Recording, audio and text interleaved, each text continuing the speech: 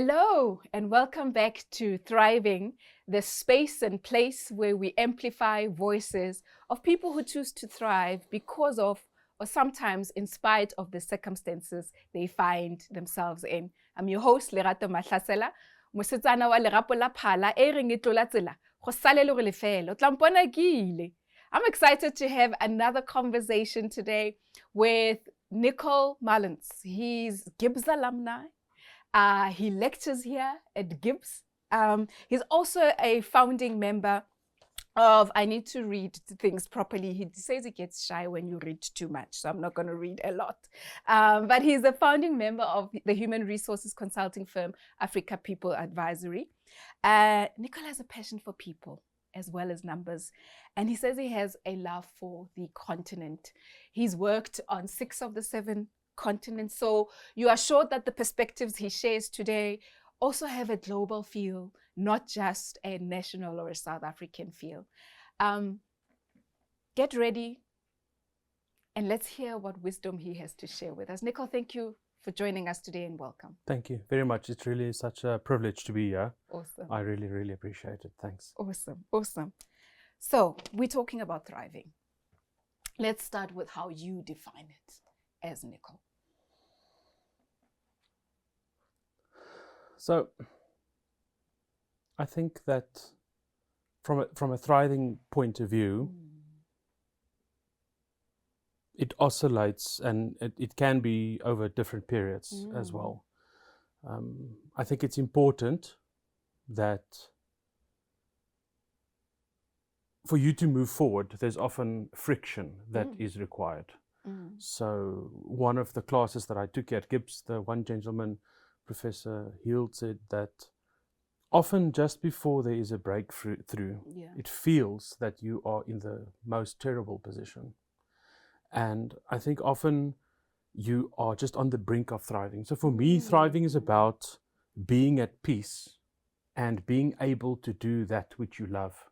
Not necessarily what you have a passion for, but being able to choose the kind of work that you do, always not knowing that everything will be enjoyable, that you have to do some of the things to get to the other things that you really enjoy. And I think the ability to control your destiny to an extent, like your life choices, to me that's a big part of thriving. And thriving, I think, is also that it doesn't mean that it's not tough. It can be tough, but the ability to see the light at the end of the tunnel and to be optimistic despite the circumstances in which you might find yourself in. And I just want to add to that life is tough. And then often if you go and reflect on your current position as an individual, you often forget that life is much worse for many people on the continent, people that are close to you, and people are going through difficult times. Very, very difficult times. So thriving is sometimes just a moment. It is sometimes a week. It is sometimes a month. But it's glimpses of excellence for me when you've achieved something as well that you've set out to achieve. All right. So many wonderful things that you're mentioning there. It is glimpses of excellence, but it doesn't mean that it's always there. It's accepting that life is tough, but also being at peace, as you said, with, I guess, where you are at, knowing that there is light at the end of the tunnel, that you can still be optimistic in whatever circumstance you find yourself in. But I like what you also mentioned around the idea of having choices and being able to do some of what you love. Because again, if life is tough, it does mean that there may be times where you're doing something that you really don't enjoy. But that somehow we've got to create spaces for us to have the stuff that we do enjoy as well, as being part of our practice, our daily practice as well. So that sounds very, very practical to me. Has there been times in your own life where you were not thriving? Absolutely. what was happening? How did you navigate that? But most importantly, what did you learn from that process? So I think, like many people in our country, I grew up in a household with a very strong mother figure, and not necessarily always a present father figure. Sure. And being surrounded predominantly by females, my mother often recalls the story that when I was much younger, like maybe 4 or 5 years old, we went into a bank. At that time, for the younger people, they won't remember this bank, but it was called Sambo. I remember Bank. Sambo. And someone said to me that you look just like your mother. And I got quite sad. And my mother asked me, why are you sad? And I told her, I want to be a boy. Okay. So I think, as with many people, there are ups and downs in life, and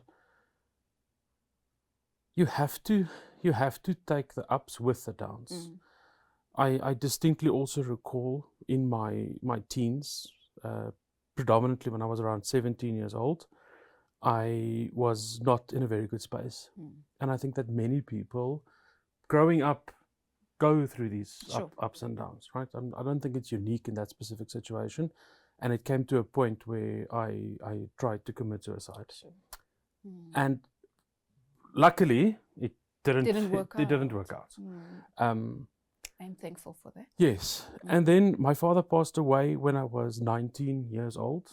And what we basically was left with was debt as a family. And I really hope that everybody in their family has a grandfather. I did have what we refer to as a grandfather, and he stepped in and helped us tremendously. So that was really a part of my life where I was not thriving. Like, we were on the verge of being put out of our house. He stepped in and it really helped us. And I think to a great extent, that act, that almost random act of kindness, is I made a commitment that if and when I can help someone, I will help someone. And I've really stepped up over the last couple of years in when there is someone in need or when I can help out, that I do help because someone did it for me. So I also believe in this principle of paying it forward. Yes. And assisting other people. A couple of years ago, 2017, my wife and I started a business. We thought that we were going to make a lot of money. We did not make a lot of money. The story of entrepreneurs, right? The story of entrepreneurs. So we bought into an existing franchise, and unfortunately, it never played out the way that we thought it would play out. And a lot of the funding came from personal money, but also I have a fantastic mother-in-law, and she also assisted with some of the funding. She invested in the business, but COVID came and hit and just obliterated the business. And we had to deal with landlords that were just absolutely unforgiving, which I get. I mean, they're also running a business, so I get it. So being all of a sudden thrown into an environment with a lot of debt, where you have to then step up. At the same time, I resigned from the organization that I was working for, and I started my own consulting company. So, and we had a young child, like 1 year old. Like a storm, hey? So it all just came together. And I spoke a little bit about friction at the beginning. So this friction, then I said to myself, okay, well, we need to make this work in some way, shape or form. So the friction lit the fire that needed to be lit. And luckily, I was in a place where opportunity presented itself. So I'm a firm believer that luck is where preparation meets opportunity. So you were ready. I was ready, and I also took a chance on something, and it was really by luck. So I've learned in life that often success and performance is not deemed by you as an individual, but it's a big contributing factor is timing, and I see luck as part of timing. But you need to be ready to grab the opportunity when it presents itself. So that has been really, really tough. I mean, losing your father at a young age is very difficult, and then having to do many things to make sure that you survive financially. But like I've mentioned, I don't think it's unique in our context. Yeah. I think that many people do face the same dilemmas. And I think I'm lucky that it somehow worked out that I managed to find my place in the world by luck. Like the work that I do as my primary level of work is I fell into it by pure luck. Not by design, not by choice. So I hear you on the luck bit, but I do want to zone in on the preparation bit, because yes, maybe you didn't envision it panning out this way, but there is something in what you did as Nicole that made you ready. Because what I'm also hearing is, yes, there will be friction, but one of the things that also helps us to thrive is that being able to adapt when the fire is lit. What were those things that you think got you to a place of readiness when the opportunity showed itself? Professor Nick Benadell in one of his lectures here said to us, change is going to happen. And change is either imposed on you or you are the driver of change. And I really took that to heart, that, instead of waiting for change to be imposed on me, how can I start imposing change and start to craft the future that I would like to create? So being in the GIBS environment helped a lot. And I suppose the question is, like, why did I decide to study? So I really just thought that studying further was a next practical step. And it's not like I did a ton of research. GIBS, I submitted. Fortunately enough, I was selected to be on the program. In hindsight, I realized people went to open days and applied at different universities, and that was never kind of my path. When I went to go study my undergrad, I thought you could study law, finance, engineering, and medicine. I didn't do a lot of research on these things. On what else was available. And I just kind of felt like doing further studies is the next natural step to progress. And for me, a big part of life is humble curiosity. That you need to be able to move forward. So I often say reading a book is an incredible way that someone else poured selflessly. Obviously, there's some form of compensation for them, but selflessly they've poured into what you can read. And what you can learn from them. And what better way to do that in an environment where learning is the primary focus. And for me, that driver around humble curiosity to say, okay, what else can I learn? What else can I be ready for? And I'm not sure where I'm going to go, but I know that I need specific tools. And I don't know what I don't know. So what better place to come to than a business school? And for me, that worked. It's not the route for everybody. And that's fine. That's the way we choose. That is true. Or and the you way talked that's about imposed. The power of being able to choose, right? Earlier on. Thanks for sharing that, because it links very nicely to what we're discovering in each episode that we have, but also when we were reading that thriving can be defined around the pillars of development, continuous development, feeling like you're growing in some way, but also experiencing a sense of vitality, right? Feeling like you can actually deal with whatever is coming your way. And I think what happened for you in choosing the next practical step was you saying, for me to thrive, I need to invest a bit in the development of Nicole. I'm not sure it's gonna get me, but it has to happen. As you said, I need some tools in my toolkit to be able to do that. So just on the what you spoke about now, the investment in self. So the way that I think about it is, if I was a share, would I buy me? Okay. Say more. Would I grow? And would I realize gains into the future that will yield dividends, as an example? And then the other question that I also ask myself is, why are we often waiting for other people to invest in us, to pay for training, upskilling, education? if we really see so much potential in ourselves, should we not invest in ourselves?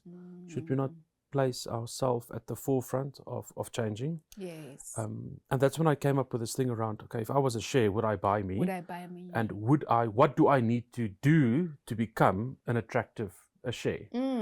And what are the dividends that I can create for my family, for my extended family, not necessarily always in financial terms, but what are the dividends that I can create for other people? Sure. And that's also part of why I teach here at GIBS, is because it gives one the platform to share and to pay it forward. Correct. So that's around, for me, when you spoke about now the investment in education, it really, it's important to do that, and to don't wait for other people. Don't wait for other people. Yeah. Take the first step. Choose yourself and invest in yourself. Absolutely. If I were a share, would I buy me? That's such a poignant question, actually, that we can benefit from asking ourselves, I guess, on occasion. Maybe it's not a once-off question. I think, share prices go up and down, right? So it's important to take a review at some point to say, if I were a share now, would I buy me? I'm taking that for myself. I hope the audience will also take that for themselves. So we're keen on understanding the stories of how individuals thrive, but you work in an advisory firm that speaks to organizations, that speaks to leaders who lead teams, hopefully to enable them to also create places where people thrive, where they feel recognized, where they feel they're fairly rewarded, and all of that. What are you seeing happening in terms of the conversation of creating thriving spaces? And what would you say to leaders that would help them think differently, perhaps, about how they can create more thriving experiences? So I observe that in most organizations, we have self-centered leadership. And unfortunately, we look at a typical pyramid where the leaders are at the top, and the rest of the employees are to the foundational level of the organization. So I really prescribe to this concept of servant leadership, and that we should have an inverted pyramid, is that I'm not here to lead, but I'm here to serve. And for me to be able to serve, I need to know the people who I work with. And I shouldn't be sitting in an ivory tower or in an office space somewhere, but I should be amongst the people. And I think that in most instances, there's a lack of self-awareness. Obviously, cultural context in different markets around the continent also plays a big role. Male to female, tribal context, religious context, where there's a lot of hierarchy that still exists. And sir and ma'am, we don't refer to people on their first name. It's about, can you create an environment where people can be their authentic self? Can people show up? And can you allow them, can you create the space for them to be creative? And what I find interesting is that we have enough trust to recruit people, but when they join, we have the need to manage them. And I really believe that we should just set people free. And I'm not saying that it's no holds barred, just do what you want to do. There must be some guardrails. There are guardrails, and let's allow people to be held accountable for their decisions that they take. So I don't think organizations have enough insight into their people. I don't think organizations have enough insight in terms of data. I'm a big Formula One fan, and I often say that if organizations treated data the way that most sports teams treat data, they would be in a much better space. But at the moment, kind of organizations throw something and see what sticks, and then that's the direction in which they go. So to create these environments is really for me to be amongst the people and to hear what they have to say, and then to clear the way, not just listen, but then the next component is also to act. And I also prescribe to this whole approach around people show up as their whole self. They shouldn't just be work self. People have lives. People have different commitments. I would often say I think the best people to have in your workforce are single mothers. You don't have to tell them what to do. They know exactly what they need to do, and they will go far above and beyond of what is required of them. Just allow them to run their lives. Yeah. It is already tough. Yeah. So I think trusting the people that you've hired in the first place and let them get on with it. And I've recently listened to a book on Netflix and their no rules rules culture. Yes. And how the approach is around they treat their organization as a team. Who's the best player for the best position? Yes. And people come and go, and people are being traded, and people move around, and that's fine. So how do you unlock the best in people? How do you identify their strengths? But still, in most organizations, we harp on people's weaknesses And not focus theirs. and not leveraging their strengths. Yeah. You have shared so much, Nico. I would like to invite you to some of his provocations. Pay it forward when you can. That humble curiosity he was talking about, he was linking it to the learning aspect. I would like to extend the invitation to say, if you are to create the thriving environments, exercise humble curiosity to understand your own people. I love the invitation around use data to your benefit. Spraying and praying is not a strategy, but the data can help you to be targeted around your interventions. And that may help you to unlock more thriving experiences for those that you lead. And inversely, you as a leader get to benefit. Nico, thank you so much for joining us today, for sharing your story. I am thankful that what you thought you wanted at 17 didn't happen, because we get to benefit from that story and many more that come through these doors at GIBS. Thank you. I appreciate it. Thank you.